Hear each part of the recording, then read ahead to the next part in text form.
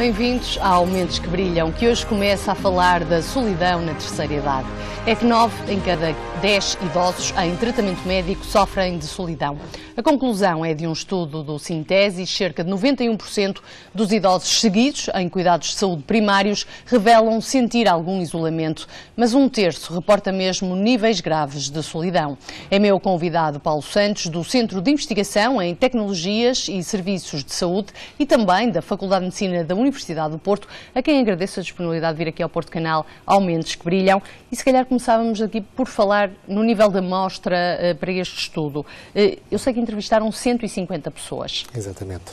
Muito obrigado pelo convite, é um prazer para nós estar aqui e, de facto, nesta montra que é a televisão e a possibilidade de mostrar também o nosso trabalho.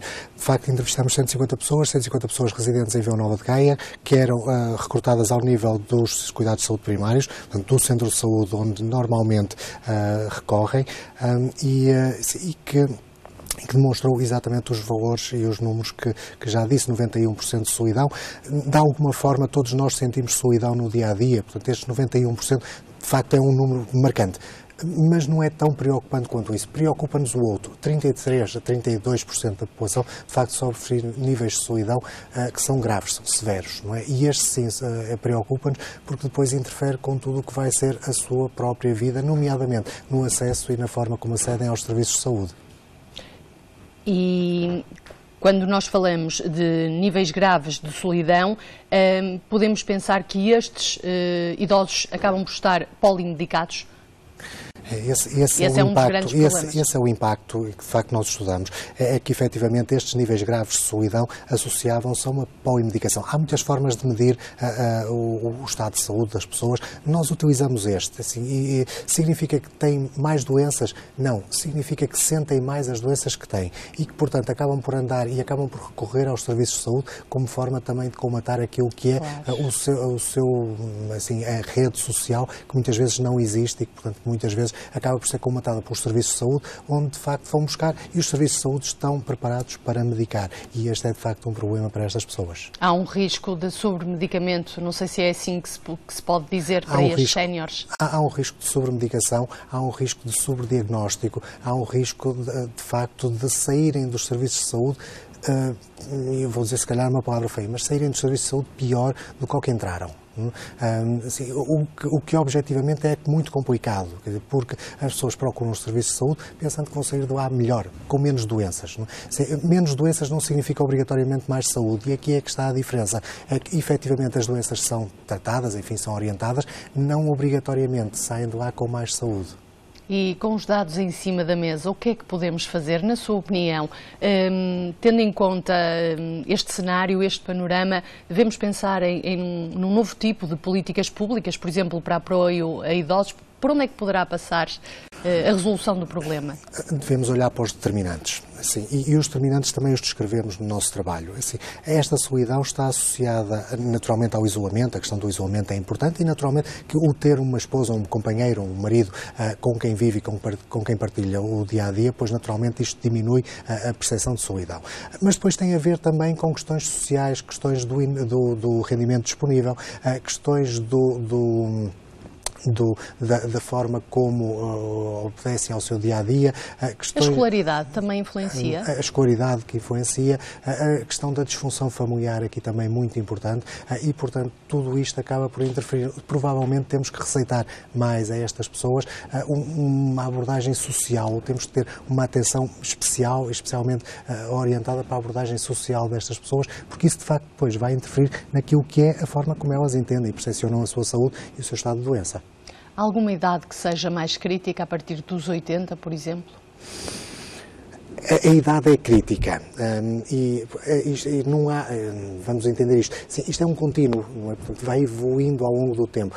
Não fez 79 anos é saudável e aos 80 é doente, isto claro. Não acontece, obviamente. Mas a idade é crítica e o que nós percebemos é que é em contínuo, ou categorizando, na realidade dos 80 anos, definem ali aquilo que é a entrada na quarta idade, não é? Que é uma idade muitas vezes associada a maior fragilidade, a maior vulnerabilidade e portanto, fizemos essa distinção entre os que tinham mais de 80 e os que tinham menos de 80. Mas se percebemos, isto é de facto um contínuo e depois entra muito naquilo que é de facto o dia-a-dia e a situação das pessoas. Uma curiosidade, este trabalho foi feito na zona urbana do Norte, que tem uma percentagem de população idosa ligeiramente abaixo da média nacional. Ou seja, temos uma amostra aqui local, mas podemos pensar num problema que não é única exclusivamente, como é lógico, de uma determinada região do país e até poderá eventualmente ser pior noutras regiões. Este trabalho foi feito no Concelho de Vila Nova de Gaia. Sim, e no Concelho de Vila Nova de Gaia, de facto, temos uma percentagem de idosos que é ligeiramente abaixo da média nacional. Quando nós olhamos, mas os determinantes estão lá e os determinantes são reais e extrapolam para todo o país. Quando nós olhamos para a realidade do país e percebemos que há zonas, como o Alentejo, enfim, como o interior, onde de facto a percentagem ou a proporção de idosos é muito superior. E não é só a proporção de idosos ser superior, porque tudo o resto é menor, assim, toda a rede social de apoio é menor e de facto nós percebemos que assim, esta realidade de um idoso sozinho que acaba por estar sobremedicado muitas vezes, não obrigatoriamente bem tratado ou não obrigatoriamente bem tratado numa perspectiva de saúde, não tanto na perspectiva do combate às doenças, percebemos que efetivamente se isto é verdade num concelho, que é um concelho relativamente, enfim, não é um concelho relativamente jovem, mas é um concelho mais jovem que a média nacional. Se isto é verdade neste concelho, provavelmente será muito mais verdade noutros contextos onde há populações mais envelhecidas. Populações mais envelhecidas, populações mais isoladas também. Que conselho, já falamos aqui um pouco ao de leve de situações que podem potenciar este isolamento por parte dos mais velhos. A terminar, que conselho, pela sua experiência, daria a quem nos ouve, a um sénior que nos ouve? Convém ter uma vida ativa? Convém? Sem dúvida que sim. O envelhecimento ativo, fala-se muito agora no envelhecimento ativo. O envelhecimento ativo não começa aos 65 anos, no dia em que, de uma forma mais ou menos arbitrária, decidimos que passamos a ser idosos, não é? Agora, com o adiantar da idade das reformas, provavelmente já se fala nos 66, 67, 70, enfim, isto vai sendo puxado para a frente. Mas o envelhecimento ativo não começa, enfim, entre os 60 e os 70 anos. Muitos dos determinantes de saúde e de doença ao longo da vida são opções muito precoces na vida, são opções que começam na adolescência. E, portanto, quando olhamos para, e quando pensamos em termos de prevenção, e quando olhamos para o jovem, o adolescente, o adulto jovem, que está lá em casa e que diz assim, isto ainda não é problema meu, eu digo, isto é um problema hoje, que se não o abordarmos hoje, vai ser um problema enorme daqui por 40 anos, como está a ser neste momento nos nossos pais ou nos nossos avós. E, portanto, olhar para a questão do envelhecimento é primeiro olhar para uma nova forma de entender a saúde e de se apropriar da informação necessária para as melhores opções em termos de saúde. Aquilo que nós chamamos normalmente a literacia em saúde. E isto começa desde muito pequenino e vai seguindo, mais uma vez, um contínuo. Não há aqui cortes, não há, e os cut-offs que estabelecemos muitas vezes são perfeitamente arbitrários e enfim, valem o que valem, têm o significado que têm.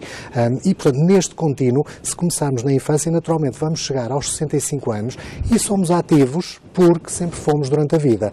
E fazemos uma alimentação equilibrada porque sempre fizemos durante a vida. E temos comportamentos, enfim, sexuais, de hábitos, de consumos, etc., adequados, porque sempre o tivemos ao longo da vida. Portanto, esta é que é a questão. Agora, neste momento, e em relação às pessoas que estão hoje, há, pois, naturalmente, de mexer-se, ter uma boa alimentação, enfim, ter algum cuidado com os comportamentos sexuais, com os hábitos, e saber gerir o stress é fundamental. São, assim, os 5 dedos da mão que são fundamentais para toda a gente. E não há dúvida nenhuma, até aos 60 anos, conta muito aquilo que são as medidas dos estilos de vida, as medidas higienodietéticas. A partir dos 60 anos, conta muito a forma como nós lidamos também com as doenças. E, portanto, tomar a medicação a horas certas e da forma como o profissional de saúde prescreve é também fundamental para as pessoas. Foi um gosto tê-lo cá no Momentos que Brilham. Muito obrigada por ter vindo, Paulo Santos. Espero tê-lo cá mais vezes. Vamos seguir para o exterior, tempo agora de